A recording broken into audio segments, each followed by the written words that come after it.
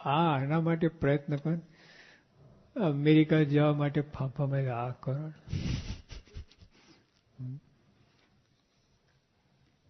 આપણે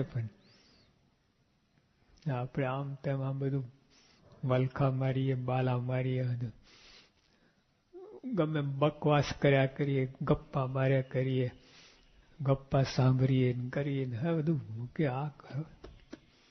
આ ખોટા ટાઈમ કરોડો જન્મ તો ખોયા. હજુ આ જન્મ ખોવું છે ને આવા મળ્યા પછી ખોવું છે.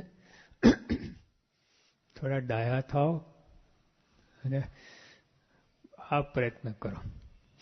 પ્રયત્ન જ નથી. પ્રયત્ન કરવા નિષ્ફળ ગયો તો વાંચ્યું, પણ પ્રયત્ન જ નથી. છે પ્રયત્ન થાય છે, એકાંતિક થવું છે. વિચાર આવ્યો કોઈ દિવસ? આટલા વર્ષથી સાધુ છો, વિચાર આવ્યો કે આ જન્મે એકાંતિક ભક્ત થવું છે? લાખ ગૌણ છેટું છે.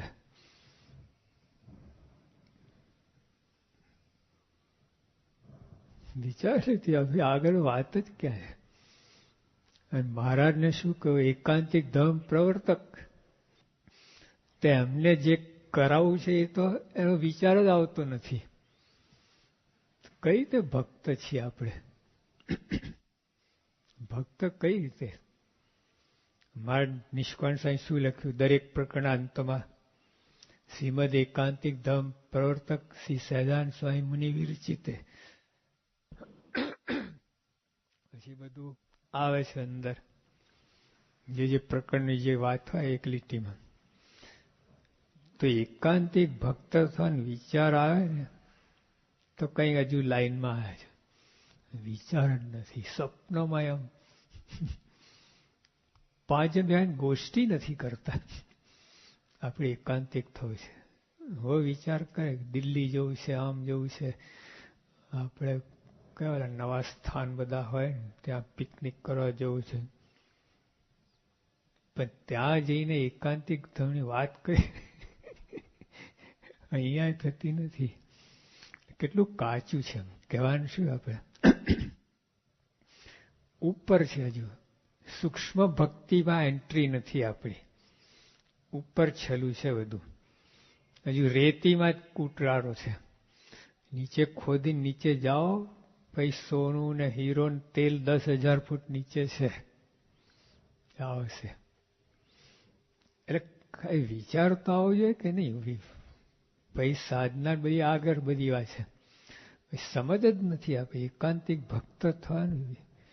મહારાજ વસનાથ આખો આ જ છે, બી વાત જ નથી. બ્રહ્મરૂપ થઈને ભક્તિ કરી એટલે શું? એકાંતિક. નિર્વાસિક થઈને ભક્તિ કરવી, પોતાનું બ્રહ્મરૂપ મારીને. બધી મહારાજ પોતાનું બ્રહ્મરૂપ મારીને વાત કરી છે. એમ કંઈ છે જ નહીં. આપણે એમને એમ ઝીકે રાખીએ, જે કંઈ કરે ને એમને એમ કરીએ છીએ. બ્રહ્મરૂપ મારી નથી કરતા. તો કેટલા કજિયા ને ડખા ને માન ને ઈર્ષા ને અદેખાઈ ને ખટપટ ને આંટીઓ ને બધી પછી ધમાલ થાય છે. એટલે આ પેલા વિચાર આવે ને મારે એકાંતિક થવું છે. કેટલો કચરો નીકળી જાય તમારે ખાલી આ વિચાર આવે ને તો. કોના ઉપર ઈર્ષા કરવાના? શાની માનની ઈચ્છા રહે? આનું બધું આ નિશાનતા રોપણ બધું નીકળી જાય કચરો. પેલા રાધા કૃષ્ણ હતા ને, 10 વર્ષના હતા. આપણે રાષ્ટ્રપતિ 10 વર્ષના હતા. તે જ્યોતિષે એનો હાથ જોયો કે તું છે ને ઓક્સફર્ડ ભણવા જઈશ. ભણવા નહીં, ભણાવવા જઈશ. 10 બાળક ગામડાનો. એમના ગામડામાં તો કેટલે સાવ એટલું પછાત હતું ને, કોઈના આવી કઈ વાત જ નહીં.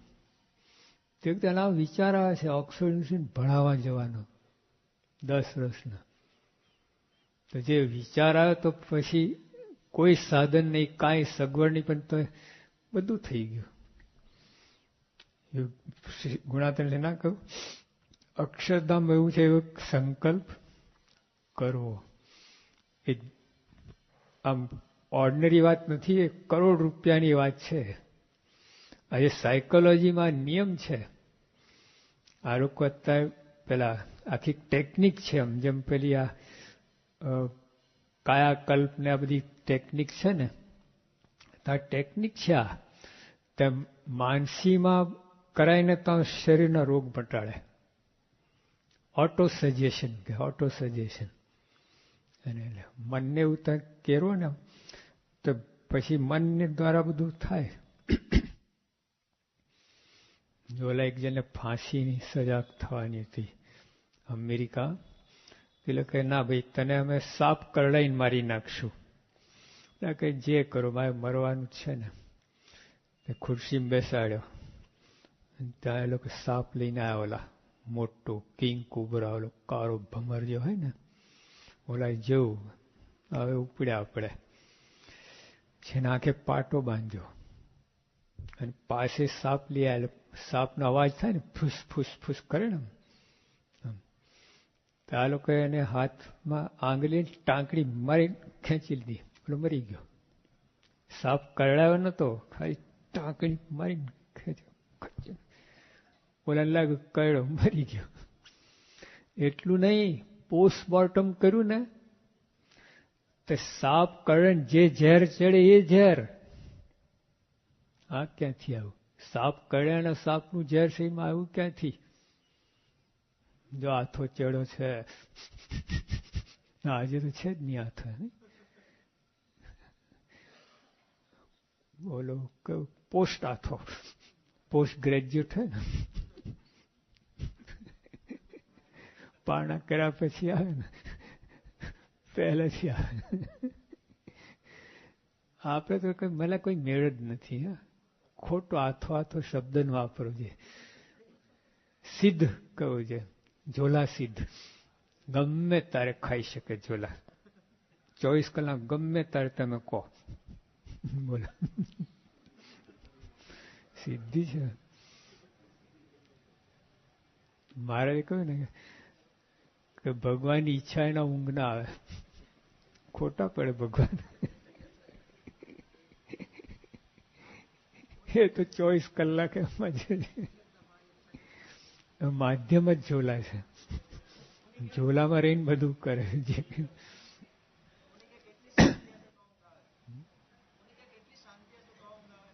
હા, એ વાત સાચી. એટલે અમદાવાદ ગયા હતા. શાંતિ છે ને, એ બધી શાંતિ બનાવટી છે. અસલી શાંતિ તો નિર્વાસનિક થયાના થવાની જ નથી. જે સ્થિરમ, અંદર સ્થિરતા. બહાર તો આ બધું તો આ લોકોને શાંતિ છે. આ લોકોને લાખ રૂપિયા જોતા કોઈ મળી જાય તો આ લોકોને શાંતિ થઈ જાય. એ શાંતિ કેટલી ઘડી રહેવાની? એ બધી નહીં. એટલે આપણે આ એકાંતિક થવું છે એવો વિચાર કરો. ગમે પેલા એવું કંઈ વાંચો, એવું મનન ચિંતન કરો કે આના ઉપર આવી જઈએ, આ નિર્ણય ઉપર કે હવે એકાંતિક સંત બોલે મારે એકાંતિક થવું છે. એકાંતિક થકી એકાંતિક થવાય. બાકી તો કોઈ બ્રહ્માંડમાં કોઈ કોલેજ છે જ નહીં એકાંતિક થવાની. આ એક જ છે. તો અહીંયા વિચાર ના આવે તો હું પછી અજામત થઈ ને. એટલે આપણે એવું વાંચો, એવું મનન ચિંતન એવું કર, આટલું તો થાય જ. આ જન્મે આટલું તો એકાંતિક થવું છે એટલું તો આપણે નક્કી થઈ જવું જોઈએ. આટલું નિશાન તો આપણે રોપાઈ જવું જોઈએ. પછી બધું ઘણો કચરો નીકળે, ઓટોમેટિક નીકળી જશે. જો છોકરાઓ નક્કી કરે કે 90% લાવવા છે, મેડિકલ જવું છે, બધું ઉડી જાય. આરસ ને ગપ્પા મારે, ત્યાં આટા મારે ને આમ બધું નીકળી જાય. થાય કે નહીં? જેટલી દ્રઢતા હોય ને 90% લાવવા છે, ડોક્ટર થવું જ છે, બધો કચરો બહાર. અને અંદર જે શક્તિ સ્તુતિ છે ને બહાર કૂદીને આવે મદદમાં. હવે નક્કી જ ના આવે એટલે બધું ટાઈમ બગડ્યા છે. આપણે ટાઈમ બીજાનો ટાઈમ બગાડીએ. આપણે 5 જણ ભેગા થઈને ગપ્પા બીજાનો ટાઈમ બગાડે કરીને હોય છે. આમાં ચેતવું ટેરેસ ઓલા હોય ને, આપણે શું કહે છે આતંકવાદી, એના નથી ચેતતા. ટાઈમ બગાડનાર આતંકવાદી જ છે. આઈને ત્યાં ગપ્પા મારવા લાગે, બોલવા લાગે, બધું ત્યાં કંઈ કામ જ ના કરે, તમને ડાયવર્ટ કરી દે. એનું કારણ ડાયવર્ટ થવાનું કારણ આપણે નિશાન નથી. નિશાન તો ડાયવર્ટ થાય જ નહીં. આ જે છોકરાઓને નક્કી હોય ને 90% એને કોઈ ડાયવર્ટ ના કરી શકે. એ ગોઠવાઈ જાય, જઈને વાંચવા જ લાગે. એ તો ઊભો જ ના રહે 1 મિનિટ. અને ડોક્ટર સાયન્સ સાથે ભણતા ને, એ સંડાસમાં એક કાપલી લઈ જાય.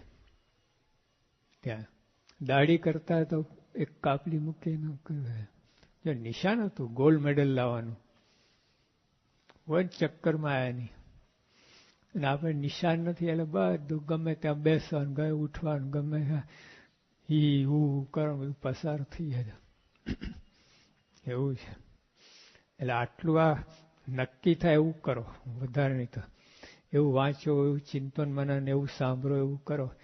એકાંતિક થવાનો વિચાર આપણે જાગે અંતરથી. અંતરથી ગોખાવા નહીં. ગોખાઈએ ભગવાન રાજી કરવા જ છે, સ્વામીને ગમે સંજોગ ગમે, વાત બરાબર છે, પણ એ બહુ કામ નથી. તમે પોતે બોલો. સંત સાઈના એકવાર વાત કરી હતી ને સંતોને, કે દેવાનંદ કે તું બોલે છે કે દેવાનંદ બોલે છે? જગત નાશન છે, તું બોલ. દેવાનંદ તો બોલી ગયા. પછી ઓલી સાખી બોલ્યા તુલસીદાસની, મારું ગાવું નરસિંહ મહેતા, મારું ગાવું ગાશો તો ગોદા ખાશો, સમજીને ગાશો તો વૈકુંઠ જાશો. એટલે આવી રીતે એકાંતિક થવું છે. તમને પોતાને આવું થવું જોઈએ. તો કંઈ સમજ્યા તમે આ સત્સંગમાં, તો મોટાની મરજીને આજ્ઞાને બધું કંઈ લાઈનમાં આવે. એકાંત મને વિચાર જ ના આવે, કંઈ સમજ જ ના આવે તો શું કામનું? આ સત્સંગની અંદર તો જૂના મંદિર તમે જાઓ, જો દર્શન પરિશ્ના કરતા હોય, એક ભગવાન મારા ફેરવતા જો મંદિર, પણ દોષોટાનો કોઈ વિચાર છે જ નહીં. કોઈ નહીં. એ એમ જ મારા ફેરવી ભગવાન મૂર્તિ સાથે જોડી ગયા એટલે અક્ષરધામ. અરે બ્રહ્મરૂપ થઈને જોડાવાનું છે. આ તો બધું રહી જાય છે. ખાલી મૂર્તિ દર્શન ને આ બધું એટલું કામમાં નહીં આવે. એ તો બહારના બીજા ભક્તો કરે છે. આ અંદર દોષો ટાળા. પ્રથમ 76 મહારાજે કહ્યું કે ઈર્ષા, ક્રોધી, ઈર્ષા, કપટીને માની, એ 4 પ્રકારના ભક્તો હોય એટલે એક ભગવાન મારો ફેરવતો હોય, 10મો ભાગ કાઢતો હોય, બધું હોય તોય એ સાથે મારે ના બને. હું પછી એક પગ ઉભારીને મારા ફેર શું કરશે? આ બધું આ કરવાનું છે. ઓલું છે, ઓલું કરવાનું છે. મૂર્તિ સાથે જોવાનું બધું, પણ આ સાથે કરતા થોડું દ્રઢતા થાય, વધે. જો માને કે ભગવાને આપણામાં હેત થાય ને આપણે ભગવાનના હેત હોય, એનાથી વધે.